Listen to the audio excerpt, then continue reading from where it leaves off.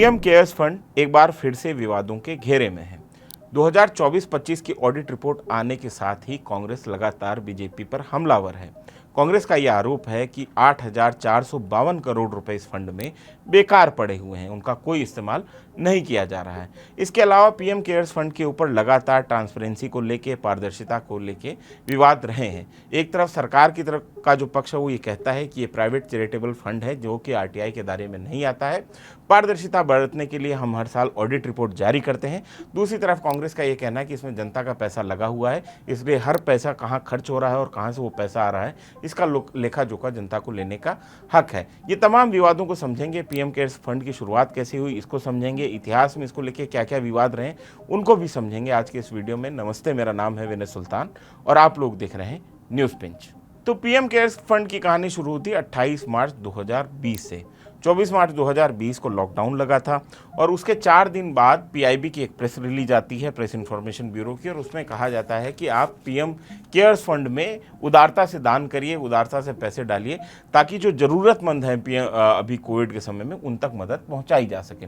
उस समय एक विवाद खड़ा हो गया था। लोगों का ये कहना था कि पहले से जब प्रधानमंत्री आपदा राहत कोष बना हुआ है और जिसपे पूरा का पूरा अधिकार 1980 के बाद में प्रधानमंत्री का ही है, प्रधानमंत्री के विवेक से उसका पैसा खर्च किया जाता है, जिसमें 3,800 करोड़ रुपया पहले से पड़ा हुआ है, तो उस फंड को क्यों ना इस्तेमाल किया जा रहा है, क्यों नहीं इस्तेमाल किया जा रहा है प्रधानमंत्री नरेंद्र मोदी की तरफ से, और ये नया फंड जो है उसको स्थापित करना क्यों जरूरी है। तो इसके ऊपर तमाम बहस हो रही थी और उसके बाद में जब पहली बार इसके ऊपर आरटीआई डाली गई अंजलि भारद्वाज की तरफ से पीएमओ में, प्रधानमंत्री ऑफिस में, तो प्रधानमंत्री ऑफिस की तरफ से ये जवाब दिया गया कि ये फंड जो है वो आरटीआई के दायरे में नहीं, ये एक चैरिटेबल ट्रस्ट है जिसमें प्रधानमंत्री जो है उसके मेंबर हैं, लेकिन इस पूरे के पूरे फंड को किसी भी तरीके से आरटीआई के दायरे में नहीं रखा जा सकता।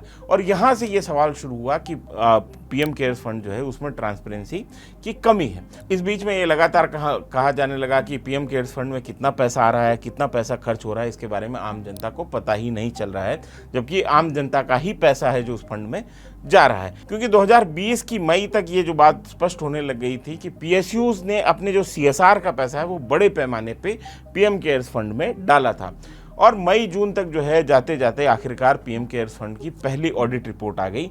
लेकिन आपको याद होगा कि 28 मार्च को बना था और 31 मार्च को वित्तीय वर्ष खत्म हो जाता है। तो 3 दिन में जो फंडिंग आई थी पीएम केयर्स फंड में, जो 3 दिन में डोनेशन आई थी, उसी का ब्यौरा जो है फर्स्ट जो ऑडिट था उसमें दर्ज था। और जो पहला ब्यौरा था जो 3 दिन में इसमें पैसा आया था वो लगभग 3,075 करोड़ रुपए आया था और जिसमें से 40 लाख रुपए जो है खर्च किया गया था। तो ये पहली ऑडिट रिपोर्ट आई थी। उसके बाद में ये तमाम मीडिया रिपोर्ट्स आ रही थी। उस समय टाइम्स ऑफ इंडिया की एक रिपोर्ट मेरे को याद है जिसमें ये कहा गया था कि 10,600 करोड़ रुपए के तकरीबन मई तक पीएम केयर्स फंड में मई 2020 तक आ गया था। तो 2020-21 की जो ऑडिट रिपोर्ट थी उसमें हमारे सामने आया कि 7,183.77 करोड़ रुपया जो है वो एक डोनेशन के तौर पे पीएम केयर्स फंड में आया। उसी साल जो है 3,976.17 करोड़ रुपया खर्च किया गया और बैलेंस जो बचा हुआ था वो 7,014 करोड़ रुपए का बैलेंस जो है इस फंड में बचा हुआ था।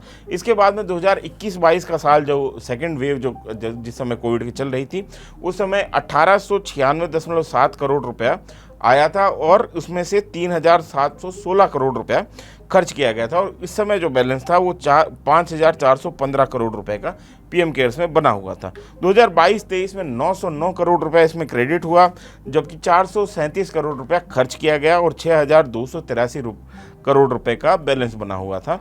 2023-24 में जो 681.81 करोड़ रुपया जो है ये इसमें बतौर डोनेशन आया था और 15.59 करोड़ रुपया जो है खर्च किया गया और 7,173 रुपये का बैलेंस बना 7,173 करोड़ रुपए का बैलेंस बना हुआ था। और 2024-25 की जो ऑडिट रिपोर्ट है उसके हिसाब से उसका जो आंकड़ा है वो भी समझ लीजिए। तो डोनेशन के तौर पे 479.04 करोड़ रुपया जो है वो आया था, क्रेडिट हुआ था, वो डोनेशन के तौर पर आया था और जिसमें से 87 लाख रुपए जो है वो खर्च किया गया था और बैलेंस जो है 8,452 करोड़ रुपए का इस तरीके से पीएम केयर्स फंड पे बनता है। और यहाँ पे कांग्रेस लगातार ये आरोप लगा रही कि 8,452 करोड़ रुपया बिना मतलब का पड़ा हुआ है, बेकार पड़ा हुआ है, इससे तमाम योजनाओं में जो है इसको फंड किया जा सकता है, लेकिन इस पूरे के पूरे फंड को किसी भी तरीके से इस्तेमाल नहीं किया जा रहा है।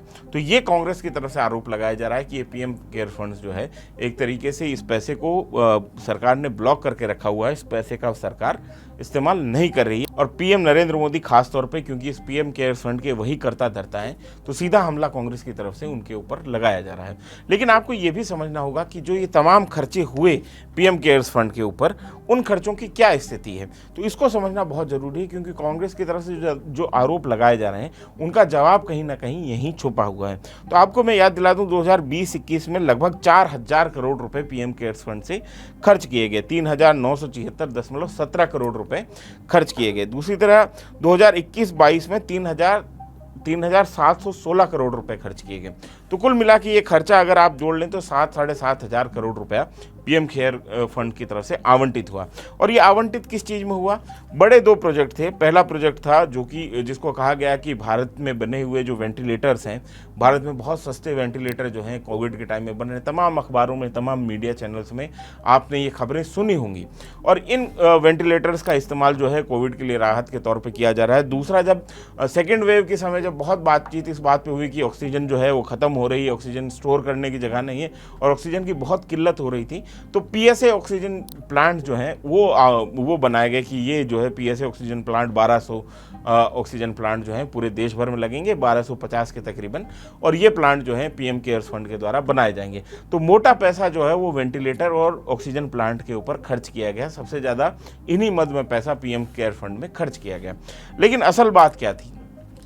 असल बात जहाँ पे सवाल खड़ा करने की ज़रूरत है या जहाँ पे सवाल पूछने की ज़रूरत है वो उसी समय पे है, क्योंकि मैं उस समय बतौर एक फ्रीलांस पत्रकार काम कर रहा था और मैंने कैरवान मैगजीन के अंदर जो है इसके ऊपर एक डिटेल में स्टोरी की।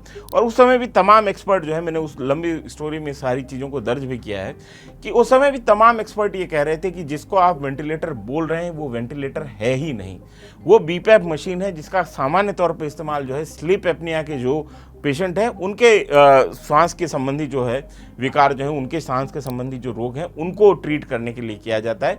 वो बीपैप मशीन को जो है एक तरीके से वेंटिलेटर बना के बेचा गया। उस समय वेंटिलेटर बना के उनकी सप्लाई की गई। 50,000 के तकरीबन इस किस्म के वेंटिलेटर जो हैं हमने खरीदे, जो कि आगे आने वाले समय उस समय बहुत सारे एक्सपर्ट ये कह रहे थे कि अभी आप जो है इस तरीके की पैनिक बाइंग कर रहे हैं, इस तरीके के तमाम वेंटिलेटर आप ले रहे हैं, लेकिन आने वाले समय में ये वेंटिलेटर बेकार हो जाएंगे। और यही होता हुआ हमको बाद में दिखाई दिया। इसी तरीके से पीएसए प्लांट्स जो हैं उनके साथ में ये हुआ कि पीएसए प्लांट्स पहले जिस समय हमको ऑक्सीजन की सबसे ज़्यादा ज़रूरत थी और 1200-1250 पीएसए प्लांट कमीशन हुए थे, लेकिन 200-250 पीएसए प्लांट ही दिसंबर 2023 तक बन पाए थे। और उसके बाद में जो पीएसए प्लांट बने वो काम ही नहीं आ रहे थे, क्योंकि जो इंडस्ट्रियल ऑक्सीजन है उसकी सप्लाई बहुत आराम से हो पा रही थी और इसकी वजह से जो पीएसए प्लांट से जो ऑक्सीजन जनरेट करने की ज़रूरत तमाम हॉस्पिटल्स को महसूस नहीं हुई। अच्छा, ये बात हम अपने मन से नहीं कह रहे हैं। दरअसल कैग की एक रिपोर्ट आई है वेस्ट बंगाल के हेल्थ इंफ्रास्ट्रक्चर को लेके। ये सिर्फ वेस्ट बंगाल के ऊपर है, पश्चिम बंगाल के ऊपर है। और उस रिपोर्ट में एक हमको झांकी मिल जाती है कि दरअसल हुआ क्या पीएम केयर्स फंड के साथ में। तो कैग का ये कहना है कि 86 पीएसए प्लांट लगे थे पीएम केयर्स के तहत। पीएम केयर्स ने डोनेट किए थे 86 oxygen plants, PSA oxygen plant तमाम हॉस्पिटल्स को वेस्ट बंगाल की। उसमें से आधे से ज़्यादा नॉन फंक्शनल है। वो दिसंबर 2023 तक ही नॉन फंक्शनल हो गए, उन काम ही नहीं कर रहे थे, उनको कोई काम नहीं लिया जा रहा था। इसी तरीके से वेंटिलेटर और ऑक्सीजन के जो तमाम कॉन्सेंट्रेटर हैं वो पड़े हुए थे बेकार, उनकी कोई इस्तेमाल उनका बचा हुआ नहीं थे। हमने इसी तरीके की खबरें बिहार से भी देखी कि बिहार सरकार जो ये वेंटिलेटर जो उनको मिले हुए थे पीएम केयर्स फंड के तहत, उन वेंटिलेटर्स को वो कोशिश कर रही थी कि किसी तरीके से किराए पे दे दे ताकि उनसे कुछ रेवेन्यू उसको मिलना शुरू हो जाए।